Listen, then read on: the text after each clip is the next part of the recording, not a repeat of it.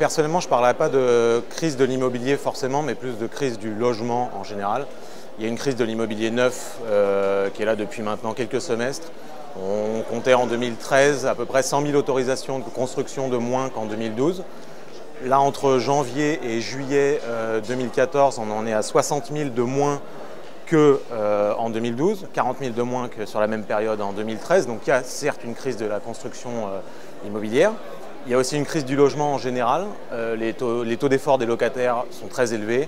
Ils ont explosé ces 15 dernières années. On est à plus 10 points, plus 15 points pour les ménages les plus modestes. Les ménages du premier quartile de revenus, c'est-à-dire les 25% les plus pauvres, ont un taux d'effort de 33% net des aides au logement, c'est-à-dire leur vraie charge réelle de logement, c'est 33%. En parallèle de ça, les propriétaires, compte tenu de la hausse régulière et continue des prix de l'immobilier, ont une baisse de leur taux de rendement instantané, c'est-à-dire que le taux de rendement instantané il est mesuré entre le prix de l'immobilier à un instant T et le loyer à un instant T. Donc les propriétaires, les investisseurs qui arrivent sur le marché ont des taux de rendement trop faibles et donc il y a moins d'investisseurs sur le marché. Donc ça c'est un problème parce que du coup l'offre locative baisse. Il y a des études qui le montrent très bien, des études très récentes.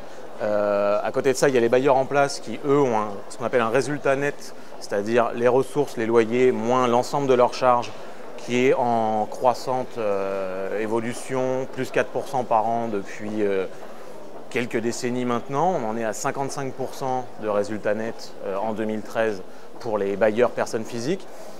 Donc ça c'est un vrai problème. On a un problème de loyer, on a un problème de prix de l'immobilier et c'est ce qui fait la crise du logement à l'heure actuelle.